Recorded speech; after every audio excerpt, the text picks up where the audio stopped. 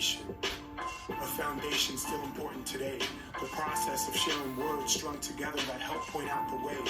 The many voices within each page. Turn pages from the past that resonate with you today. Turn pages today that create an escape within your mind. Turn pages that express the treasure within your tomorrow. Turn pages that hold a future for you to follow. We are turning pages. Welcome to Turning Pages Art Lesson. This art lesson is inspired by the book The Proudest Blue, written by Ibtihaj Muhammad, and the illustrations are done by Hatem Ali. Our theme song is by 11 and Jason D. This art lesson is also inspired by the YouTube Turning Pages episode Fawzia Adan. Fawzia tells the story of her family. She was born in Somalia, which is a country in Africa, and then she moved to Kenya. After she lived in Kenya for a while, her family moved to the United States and then to Idaho, and now Boise, Idaho. So this is where Fawzia Adan lives right now. She grew up in Somalia and Kenya. Lots of girls and women in Somalia and Kenya wear hijabs. This is part of her culture. So when she came to the United States, Fawzia Adan still has her culture. Culture is human customs, arts, achievements, social organizations of a particular people, nation, or other social groups. So culture is everywhere. Every single country, state, city has a culture. These are some examples of different types of culture, things that people wear in their culture. Your culture, you may wear a cowboy hat. That is something that's part of somebody's culture. Other cultures wear yarmulkes. Some wear nalas. Some cultures wear kilts. You may be a person that wears a cross or a hijab, like Fawzia. There's lots of different types of hijabs. And maybe you have family or you wear a kimono. These are all examples of different types of clothing that can be worn in different types of cultures. So we are ready to start our art lesson. Like in the book, The Proudest Blue, we see that the hijab is a dark blue, and often in the book they talk about the hijab being like the ocean meeting the sky, and then there's the little boat. So in our art lesson, we are going to use metaphors to make our art project. This is what our art project is going to look like. So a metaphor is comparing two things that are not alike but do have some things in common. So when we look at our art project, we have the sky and we have the ocean. The sky has oxygen in it and water, and the ocean has oxygen and water in it also. They are very different, but in some ways they're the same. And that's kind of like people. There's people all over the world, and we have some things that are the same and some things that are different. The other thing that we're using as a metaphor is our boat. Our boat is going to be sailing through the water, and we want it to sail very smoothly. So inside, we're going to be writing some things that can help us sail through the oceans of people and cultures more smoothly. And we'll be doing that at the end of our lesson. So to get started, the first thing we're going to do is make the ocean. The oceans that we are making are going to be abstract. Abstract does not represent images of our everyday world. So if I was going to make an abstract painting of an ocean, this does not look like an ocean, but it kind of has the feel of the ocean. It's kind of wild and wavy like water. And this is what we're going to be doing, is doing abstract paintings of oceans. So let's get started. The very first thing that you need to make your ocean is you're going to need a tray. This tray is a very thin tray. And so if you have a thin tray, you'll need little marbles, something that won't roll out the sides. You can pick a bag of these little decorative marbles or plain marbles up at a store. If your tray is thicker, you can use a bigger object. This is a little orange. You could also use a lime. This tray is a little plastic tray, and the sides are a little heavier, and I've put a paper towel on here to absorb the paint. So this is another type of tray. The last tray I'm going to show you is a cooking tray. It has a deeper side. I put aluminum in it so that it's really easy to clean up. And I put a paper towel in here to absorb it. And if you have a tray this size, you can use a bigger ball. This one's full of water. You want to make sure that whatever ball you have is nice and heavy so that it can roll through the paint. So I'm using tempera paint, and your teacher may already have your piece of artwork set up for you. But if not, you just drip some pieces of paint in there. And I'm using colors that we might find in the ocean. If you don't have a bottle for everybody, you can put a little bit of paint in some cups, and then you just drip the paint in the cup with a paintbrush and put it in there. Okay, now we are ready for the fun part. What you're going to do is roll the ball back and forth, and oceans usually go back and forth, but if you want to roll it in this direction, you can do that too. But make sure most of your rolling marks are back and forth so it really does look like the ocean. So you want to make sure that you gently roll it because you do not want your little painty ball to go out of the tray. That would be not great. Okay, now that we have our ocean done, what you want to do is a teacher or somebody will come by and you'll get your ball and put it into a little bucket so you can take it to the water or take it to the sink and clean it up. If you don't have a ball, you could drop the paint onto your paper and use your index finger, just one finger, and go back and forth, and you can kind of make waves and make your own abstract painting. When you get done, if you're using your finger or if you've got paint on from the ball, you can just take a little wet wipe and the tempera paint washes right off. There you go. Now we're all ready for the next part of our art project. So the next part of our art project is the sky. And we're going to talk a little bit about the sky. I've got my piece of paper. I'm going to paint my sky. You can use, this is just computer paper, but if you have watercolor paper, that you can use that also.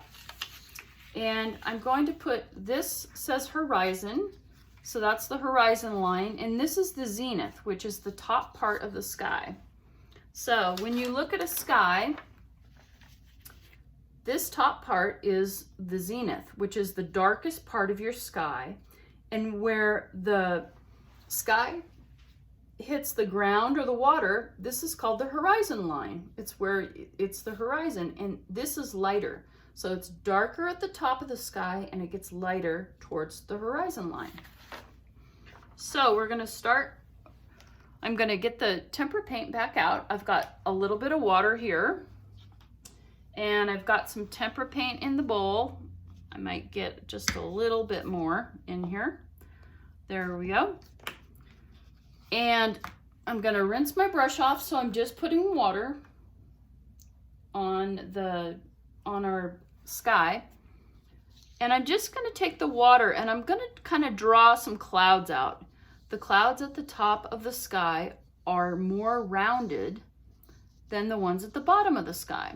So as I draw my clouds in here, as they go down towards the horizon line, they're going to get skinnier and skinnier and smaller and smaller.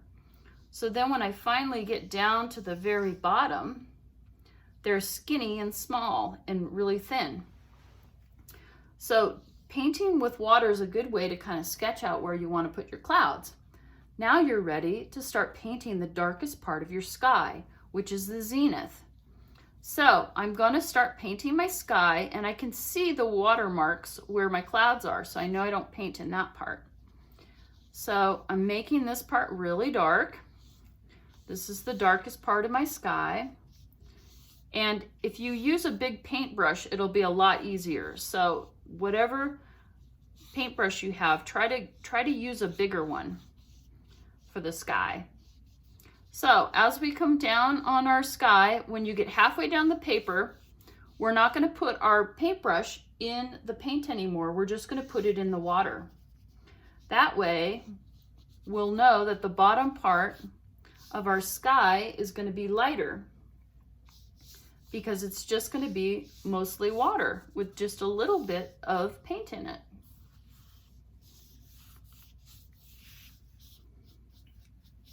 The reason why the sky is lighter towards the horizon line is because there's more water in the air and it reflects and makes it look lighter. So our clouds have hard edges on them, so we're going to dip our paintbrush in the water and we're just going to run the water around the edges of our clouds to soften the edges. Clouds are made out of gas, so they're not hard, solid objects. So we want the edges of our clouds to be visually soft. All right, there we go. Okay, so we're done painting our sky. We're going to set that to the side. Now, we're going to take the piece of paper that has our ocean on it. This is our ocean paper. We're going to turn the paper over, and in the middle of the paper, I'd like you to draw like the ocean, maybe some wave shapes. And then what you'll do is you're going to cut out the wave shapes.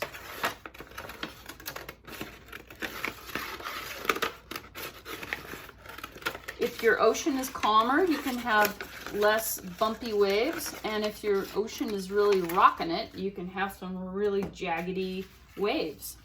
So now we have our two pieces of our ocean. So you kind of decide when you look at your sky which part of the ocean you want to put.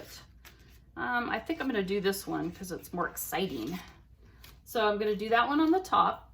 You're going to take your glue and you'll just run the glue right along the side and the bottom. You don't go in the middle, you just run it right along the side and the bottom because we're creating a pocket for our boat. So got my ocean on there, and now I'm going to glue my second part, my second ocean on here, and this will make two pockets, so you can put your pocket on the top ocean or the bottom ocean. Okay, so now I'm just going to line this up, and construction paper is usually a little wider than your computer paper, so you just want to trim that off, and voila, you are ready to start making your boat. So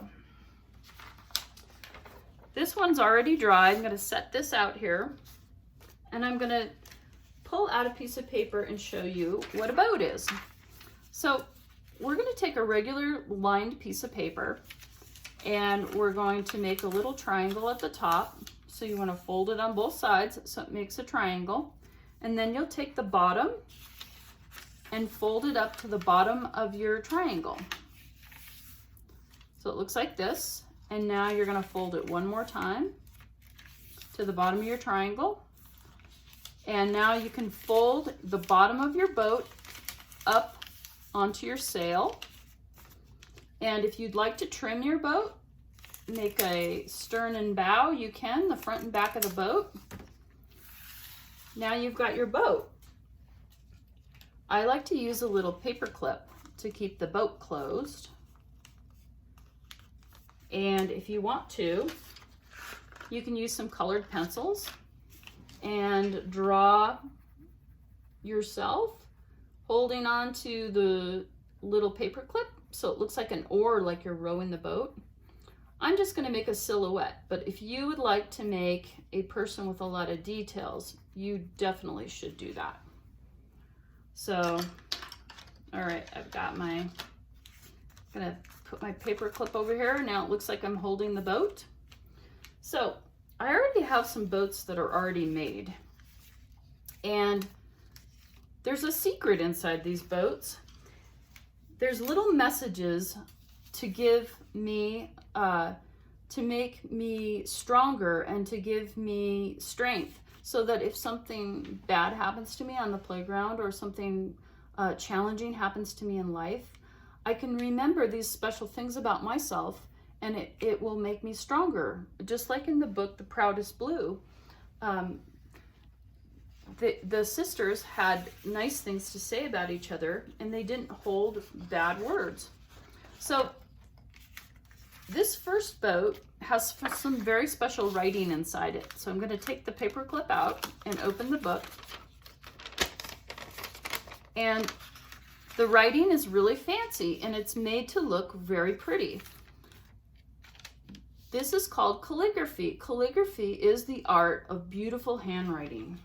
And there are many cultures where the art of handwriting is one of the most important arts they have in their culture. Chinese culture has beautiful calligraphy and gorgeous different lettering. Another culture that calligraphy is very important in is in the Islamic tradition. Islamic language is written out. Sometimes it takes people years and years to become this accomplished at calligraphy, and it's considered to be one of the highest art forms. So you may want to do your special image, your special writing to yourself in some special lettering. This person's written, I am kind, I am strong, and I can run fast. I can make good friends. So when this person is kind of feeling down about themselves, they can open their book up and read some nice things about themselves. So we're going to sail this boat up here at the top. This other boat is another example of a different kind of letter that you could write to yourself. This person's written a letter to themselves. Dear self, I'm a very strong person.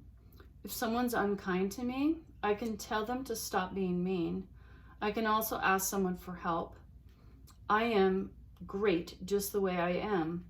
I can learn to do things better, and I enjoy the things I already do well. I deserve to be loved and have friendship every day and give love and friendship every day. Your friend, myself. So this is a letter of encouragement to yourself that you can put in your book, in your boat. And I'm just going to put the oar back in. And these are like little secret messages that you can put in your ocean. So the ocean is like culture and people, and we're navigating the ocean, and our boats help us keep us afloat and help us with smooth sailing. I hope you've enjoyed this Turning Pages art lesson, and I'd love to have you have a great day.